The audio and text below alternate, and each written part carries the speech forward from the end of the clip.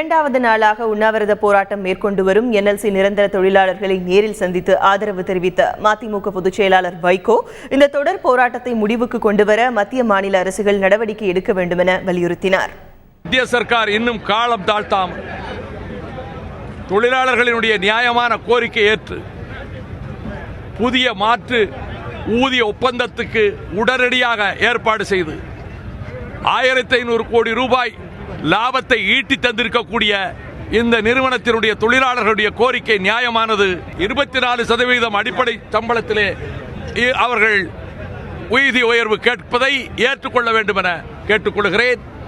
அதை போலவே உச்சநீதிமன்றம் ஒப்பந்த தொழிலாளர்கள் சொசைட்டி தொழிலாளர்கள் பணி நிரந்தரம் செய்யப்பட வேண்டும் என்று கூறியிருக்கிறது. அதையும் நிறைவேற்றிக் கொடுக்க வேண்டும் என கேட்டுக்கொள்கிறேன். தொழிலாளர் முன்னேற்ற சங்கத்தினுடைய தலைவர்களில் ஒருவரான சகோதரர் திருமாவளவன் அவர்களை அவர் ஒப்பந்த தொழிலாளர்களுடைய போராட்டத்துக்கு அவர் தலைமையேற்றார், வழிகாட்டினார் என்கின்ற ஒரு காரணத்துக்காக அவரை பணியிலிருந்து நீக்கி இருப்பது தொழிலாளர் விரோத நடவடிக்கை, ஜனநாயக விரோத நடவடிக்கை.